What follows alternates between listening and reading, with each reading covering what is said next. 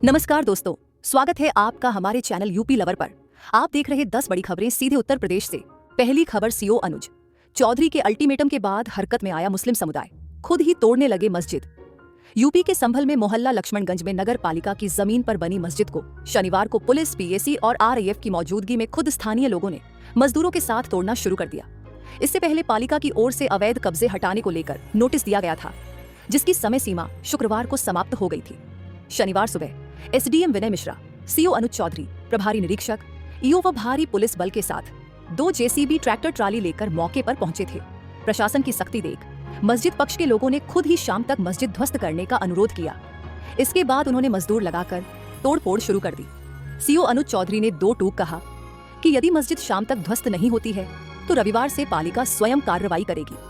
दूसरी खबर, अब गाजियाबाद और लखनऊ में भी बनेंगे फ्लैटेड फैक्ट्री कॉम्प्लेक्स, एमएसएमई को मिलेगी रफ्तार। कानपुर और आगरा के ही तर्ज पर अब गाजियाबाद और लखनऊ में भी फ्लैटेड फैक्ट्री कॉम्प्लेक्स बनेंगे। यहाँ पर एमएसएमई से जुड़े उद्यमों की स्थापना होगी।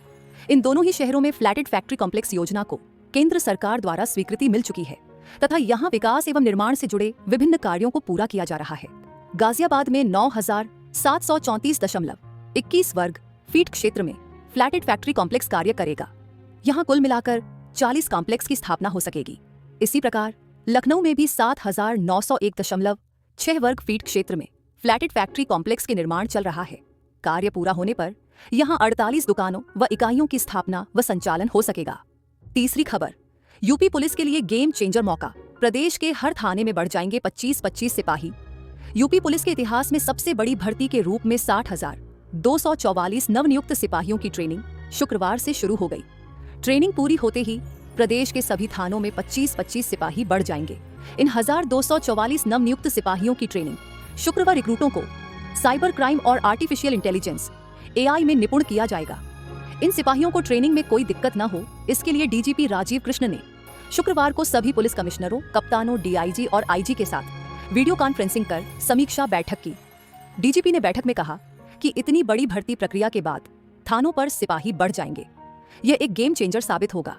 यूपी पुलिस के ये नए सिपाही आने वाले 30-40 सालों तक पुलिस को अपनी सेवाएं देंगे। डीजीपी ने निर्देश दिए कि इन रिक्रूटों को सोशल मीडिया पॉलिसी बताई जाए, इन्हें इसकी प्रतिलिपि जरूर उपलब्ध कराई जाए।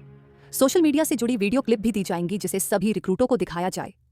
चौथी खबर, यूपी पंचायत चुनाव के लिए पिछड़ा वर्ग आयोग के गठन को हरी झंडी, इस आधार पर तय होगा आरक्षण।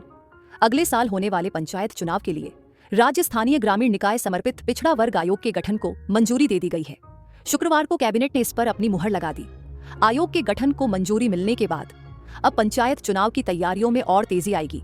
यह आयोग पिछड़ा वर्ग के लिए आरक्षण की संस्तुति देगा और उसी के आधार पर पंचायत चुनाव में सीटों पर पिछड़ा वर्ग के लिए आरक्षण तय किया जाएगा।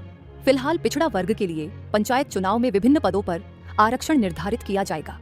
आयोग की देखरेख में पूरा कार्य होगा, जिससे किसी भी तरह की गड़बड़ी की कोई गुंजाइश नहीं रहेगी। बीते नगर निकाय चुनाव इस आयोग का गठन न होने की वजह से टालने पड़े थे। फिर सरकार ने आयोग गठित कर पिछड़ों के आरक्षण को तय कर चुनाव कराया था। पांचवी खबर, नई पुरानी सभी कॉलोनियों में रहने वालों के लिए गुड न्यूज, अब ढूंढने नहीं पड़ेंगे सालों पुराने दस्तावेज। यूपी की राजधानी लखनऊ में रहने वालों के लिए राहत की खबर है।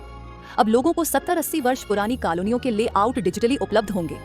एलडीए शहर की सभी नई पुरानी कॉलोनियों के लेआउट और नक्शों को डिजिटल करने जा रहा है। इससे नागरिकों को वर्षों पुराने दस्तावेज ढूंढने की झंझट से मुक्ति मिलेगी और एक क्लिक में अपनी कॉलोनी का लेआउट देख सकेगा। छठी खबर, माफिया अतीक अहमद के बेटे अली पर जेल में अब 24 घंटे निगरानी, बैरक की बढ़ाई गई सिक्योरिटी। केंद्रीय कारागार नैनी की हाई सिक्योरिटी बैरक में बंद अतीक अहमद के बेटे अली के पास 1,100 रुपये नकद मिलने से जेल प्रशासन के सुरक्षा इंतजाम पर सवाल उठने लगे हैं। डीजी जेल पीसी मीणा के निर्देश पर डिप्टी जेलर कांति देवी और वार्डर संजय द्विवेदी को निलंबित करने के साथ ही विभागीय जांच शुरू कर दी गई है। जेल प्रशासन ने अली के बैरक की सुरक्षा व्यवस्था में इजाफा किया है, साथ ही 24 घंटे पैनी नजर रखी जा रही है। नैनी जेल में तकरीबन 3 साल से माफिया अतीक अहमद का बेटा अली बंद है। बीते 16 जून को एक मुलाकाती अधिवक्ता ने अली से मुलाकात के दौरान 1,100 रुपये दिए थे। अली ने रुपये का टोकन लेने के बजाय अपने पास रख लिया था। दूसरे दिन डीआईजी जेल राजेश श्रीवास्तव के निरीक्षण में मामला सामने आने पर डिप्टी जेलर और हेड वार्डर को निलंबित कर विभागीय जांच शुरू कर दी गई है। इधर जेल प्रशासन ने अली के बैरक की सुरक्षा में इजाफा कर दिया है। ड्यूटी पर लगे जवानों की संख्या बढ़ाने के साथ ही किसी भी मुलाकाती के आलाधिकारियों के बिना परमिशन के नहीं मिलने का निर्देश दिया गया है। सातवीं खबर इस्लाम में सूर्य नमस्कार हराम। अंतर्राष्ट्रीय योग दिवस पर बोले मौलाना योगी के मंत्री ने किया पलटवार। ऑल इंडिया मुस्लिम जमात के अध्यक्ष मौलाना शहाबुद्दीन रजवी ने अंतर्राष्ट्रीय योग दिवस पर बड़ा बयान दिया है। उन्होंने शनिवार को कहा कि सूर्य नमस्कार एक तरह से सनातन धर्म यानी हिंदुओं का तरीका है जो इस्लाम के हिसाब से हराम है। हालांकि उनके इस बयान पर उत्तर प्रदेश के सहकारिता राज्य मंत्री स्वतंत्र प्रभार जेपीएस राठौड़ ने पलटवार किया है। जेपीएस राठौड़ ने कहा कि रजवी की इससे अधिक छोटी मानसिकता वाली कोई बात नहीं हो सकती। शनिवार सुबह दरगाह आला हजरत में स्थित ग्रांड मुफ्त हाउस में योग करने के बाद मौलाना शहाबुद्दीन रजवी ने कहा, मैंने योग का समर्थन किया है लेकिन सूर्य नमस्कार का विरोध किया है। सूर्य नमस्कार मुसलमान नहीं कर सकता। मौलाना ने आगे कहा, हर औरत और आदमी को योग करना चाहिए। मदरसों और मस्जिदों में भी योगा होना चाहिए, लेकिन सूर्य नमस्कार सूरज को देखकर सूरज को पूजना है। इस्लाम में इन तमाम चीजों की मनाही है। इस्लाम में सूरज को पूजना नाजायज है, इसलिए हमने सभी को सूर्य नमस्कार करने से मना किया है। आठवीं खबर, यूपी में डीएल सेवाएं फुल स्पीड में 99% से ज्यादा आवेदनों का समय पर निपटारा। मुख्यमंत्री योगी आदित्यनाथ के निर्देशन में परिवहन विभाग आम जन से जुड़ी समस्याओं के निस्तारण में तेजी से कर रहा है। इसके क्रियान्वयन के साथ ही समस्याओं के निस्तारण की नियमित समीक्षा भी हो रही है। उत्तर प्रदेश परिवहन विभाग ने 1 जनवरी 2025 से 10 जून 2025 की अवधि में डीएल ट्रांजैक्शन, नवीनीकरण, अतिरिक्त प्रविष्टि, रिप्लेसमेंट, डुप्लीकेट, पता परिवर्तन आवेदनों की समीक्षा की। इस अवधि में कुल 4,05,661 आवेदन प्राप्त हुए, जिनमें से 4,02,524 आवेदन 99.23% का निस्तारण समय पर सफलतापूर्वक किया गया। 9वीं खबर, सीएम योगी का सपना होगा पूरा। 18 महीने में बनकर तैयार हो जाएगी फिल्म सिटी। युवाओं को मिलेगा रोजगार। ग्रेटर नोएडा को लेकर सीएम योगी ने जो सपना देखा था वह जल्द ही पूरा हो जाएगा।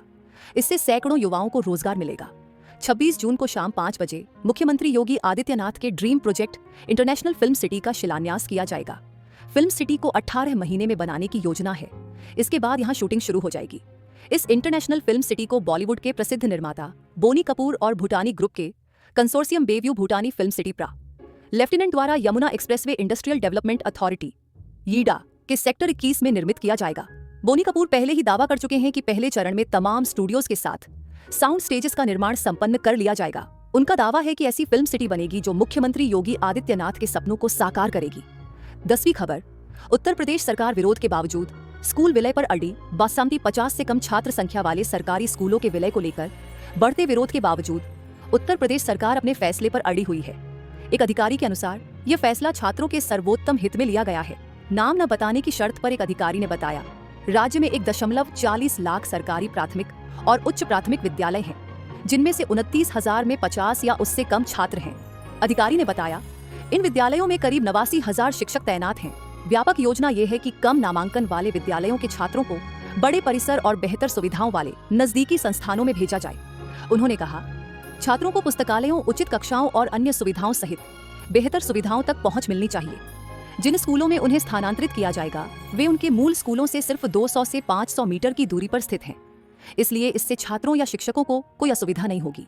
बड़े स्कूलों का एक मुख्य लाभ यह है कि अगर कोई शिक्षक अनुपस्थित भी हो तो भी अन्य शिक्षक उपलब्ध होते हैं, जो यह सुनिश्चित करते हैं कि कक्षाएं बिना किसी व्यवधान के चलती रहें। बेसिक शिक्षा के अतिरिक्त मुख्य सचिव दीपक कुमार ने 16 जून को सभी जिलाधिकारियों को स्कूल विलय योजना के बारे में पत्र जारी किया। उन्होंने कहा कि यह निर्णय केंद्र सरकार के मौजूदा बुनियादी ढांचे को मजबूत करने और इन स्कूलों में उपलब्ध सीमित सुविधाओं का इष्टतम उपयोग सुनिश्चित करने के प्रस्ताव के अनुरूप है। धन्यवाद। अगर आपको हमारा यह वीडियो पसंद आया हो तो इसे लाइक करें, शेयर करें और यूपी लवर को सब्सक्राइब करना ना भूलें।